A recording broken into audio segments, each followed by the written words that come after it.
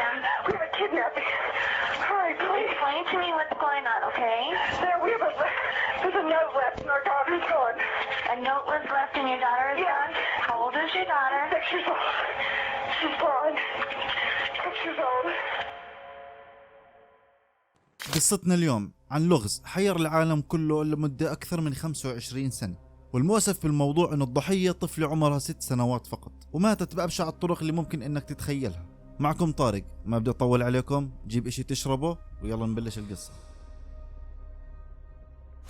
موضوع اليوم ببلش من الولايات المتحدة الأمريكية بمنطقة بولدر الأمريكية بنفس ولاية كولورادو، اللي تعتبر قصة قتل جونيبيه رامزي من أكثر القصص المأساوية والإجرامية اللي هزت المجتمع الأمريكي نظريا لبشاعة هاي الجريمة الإجرامية وعمر الطفلة البريئة. ورح نحكي عن عائلة بسيطة تتكون من 4 أفراد. الأب جون رامسي اللي بيشتغل بوقتها رجل أعمال بشركة اسمها أكسس جرافيكس ومدير تنفيذي لهي الشركة اللي وظيفتها شركة متطورة لخدمات الكمبيوتر. وهي الشركة بسنة 1996 حققت أرباح بقيمة $1 مليار، يعني إحنا بنحكي عن واحد مليونير أو رجل أعمال كبير. الأم باتسي رامسي كانت هاي المرأة امرأة جميلة جدا وكانت مرشحة أنها تكون ملكة جمال أمريكا. جون وباتسي عندهم طفلين، ولد وبنت، الولد اللي اسمه بيريك رامسي والبنت اللي اسمها جونيبيه رامسي. وأول الأحداث اللي بتبلش التاريخ 26/12 عام 1996.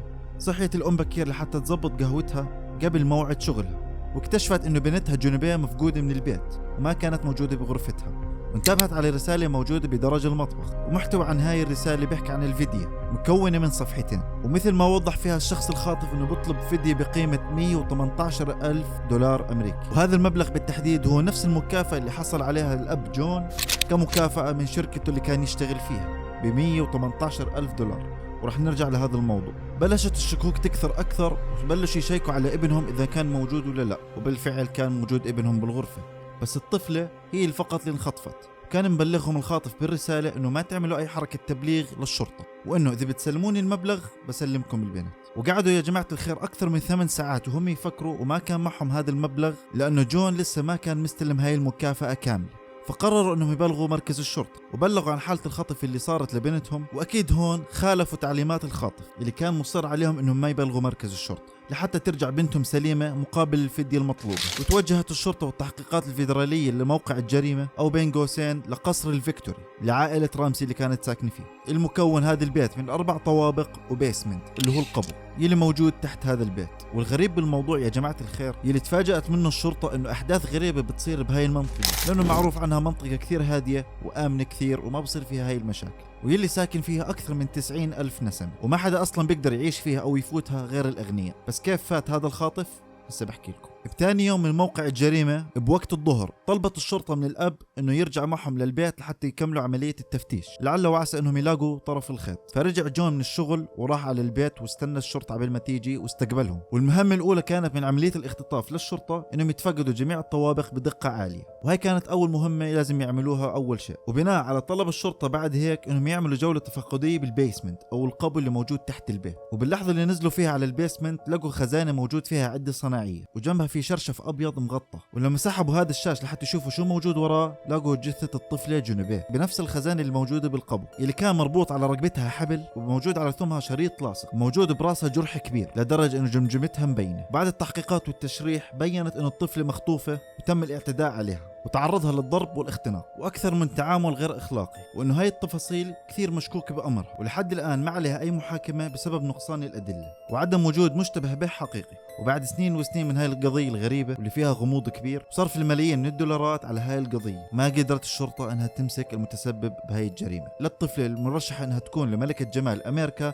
جونيبيه رامسي، وكانت من أشهر الأطفال حول العالم، بس للأسف كانت شهرتها بأبشع الصورة الممكنة بسبب هاي القضية. ولما أكد الطب الشرعي بوجود شق براس الطفلة أكثر من 8 سنتيمتر بسبب الضربات والكدمات اللي كانت تتعرض لها من قبل الجاني اللي سبب لها هذا الضرب الصدمة الدماغية، وهذا اللي أكثر إشي سبب لوفاتها. أكدت العيلة إنه ما كان في حدا غريب بهذا البيت، وإنهم كانوا مسكرين الأبواب منيح وما في أي منفذ إنه حدا يفوت. بس بعد ما حققت الشرطة بالبيت لقوا باب مفتوح من هاي الأبواب بطريقة الخلع بأحد غرف البيت، والأدلة الوحيدة اللي لقتها الشرطة بالقبو هو الظرف اللي كان كاتب عليه جاني الرسالة وبعض الملابس الداخلية اللي بتخص الطفلة. وهون زادت الشكوك بهاي المنطقة لحتى يحاولوا يكتشفوا مين هو القاتل وشو السبب الرئيسي اللي خلاه يعملها. نيجي للمتهم والمشتبه الأول والأقرب الناس لإلها هو أخوها بوريك رامسي، اللي اعتبرته الشرطة إنه هو أخ الضحية وهو كان أقرب الناس لإلها بهذاك الوقت، خصيصا إن هي بتنام معه بنفس الغرفة. بس أكيد استثنوا هذا الطفل لأنه بهذاك الوقت كان عمره فقط 9 سنين، وإنه الطفل بهذا العمر مستحيل يعمل هاي الأشياء أو التفاصيل اللي كانت صايرة بهاي البنت. بس بتاريخ 2003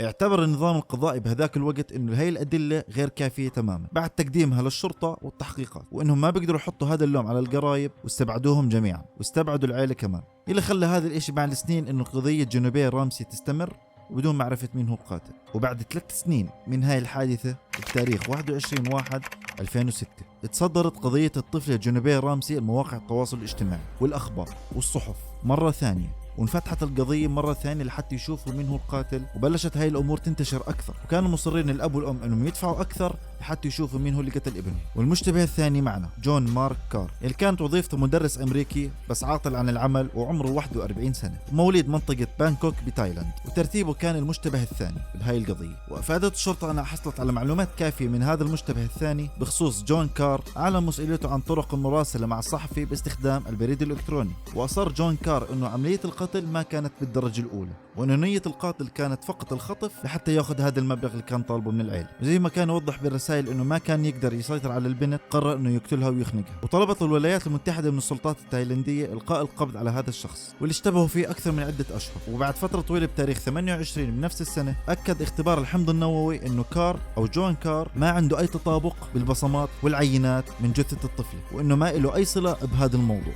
بس خلينا نرجع للمبلغ اللي كنت حكي لكم عنه. هذا المبلغ اللي انطلب من العائلة كفدية للطفلة في شيء كثير غريب بهذا الموضوع. والغريب الموضوع زي ما حكيت لكم انه نفس المبلغ المكافأة اللي استلمه جون الاب من الشركة او الادارة اللي كان يشتغل فيها، وانه شغلة من ثنتين: يا اما القاتل عنده صلاحيات بمعلومات الشركة، او انه القاتل اللي بيعرف شخص من القرايب وعنده معلومات كافية بهاي العيلة. الموضوع معقد صح؟ بس القاتل قد ما هو ذكي تعمد الاخطاء الاملائية بهاي الرسالة. بس نوقف للموضوع شوي، يا ريت تدعوا معنا لاخواننا بغزة، الله ينصرهم يا رب ويثبتهم، والله يعينهم على هاي الامور اللي قاعدة بتصير معهم. نسأل الله النصر والفرج لاخواننا بفلسطين، والله يرحم شهدائنا وتقبلهم يا رب العالمين. نقرأ الفاتحة عن روح المرحومين ونرجع للموضوع لحتى تبعد عنه الشكوك. وكان يحاول قد ما يقدر انه يغير خطه. ونروح مع بعض للمشتبه الثالث، العجوز بيل ميكرو نويل. بيل شخص كبير بالعمر، تقريبا عمره بالستينات، وشغله بوقت الاعياد انه بكون سانتا كلوز او المعروف ببابا نويل. بيروح بعيد على الاطفال والشخصيات، كل الناس بتعرف انه هو محبوب بين الاطفال. اللي كان ساكن بنفس المنطقه اللي كانت ساكنه فيها هاي العائله، وتوقعوا انه هذا الشخص له علاقه بهاي الموضوع، او ممكن شافها يوم من الايام، لانه هاي الجريمه صارت بفتره الاعياد.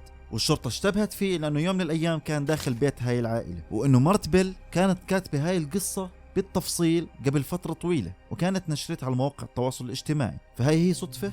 القصة كانت تحكي إنه في بنت تم اختطافها وقتلها بنفس الطريقة اللي ماتت فيها الطفلة جونيبير، اللي راح نرجع لها كمان شوي. ظلت الشرطة الأمريكية متبعة وراء هذا العجوز لحتى يشوف تحركاته وين بيروح وين بيجي بهاي الفترة. بس بعد فترة طويلة أكدوا إنه ما في عليه أي إشي، وإنه أموره طبيعية كثير، وما له دخل بهذا الموضوع نهائيا، واستبعدوه من هاي القضية. نرجع للمشتبه الثاني اللي كان اسمه جون كار. دققوا وراه أكثر من مرة وتوقعوا أنه هو أكثر شخص كان بيعرف هاي الأمور، وأنه كان عنده تفاصيل هاي الجريمة. واستغربت الشرطة أنه كيف أطلقوا سراحه بدون ما يكملوا معه للنهاية، وعرفوا عنه تفاصيل أكثر. والأمور كانت: جون شخص مطلق وبيعيش لحاله لأكثر من كم سنة، وبيشتغل مدرس بالمدارس الابتدائية. وزي ما حكيت لكم بلش الاشتباه فيه اللي بلش يرسل أحد الإيميلات لأحد الصحافة بموضوع الجريمة، وكان يبين أنه هو شخص كثير مهتم بهاي الجريمة وبدي يحاول أنه يساعد الشرطة بهذا الموضوع. بس بعد فترة تواصل بينه وبين الصحفي، حاول الصحفي انه يستدرجه لحد ياخذ منه المعلومات الكافية ويسحب منه هاي المعلومات الكافية ويعطيه الثقة. وظل الصحفي يتواصل مع جون لأكثر من 4 سنين، اللي كان بعد الكلام منها منطقي وغير منطقي. وكان بعد كل ايميل كان يبعته كان يختصر الايميل برموز، اللي كانت نفس الرموز اللي كان يستخدمها بالقضية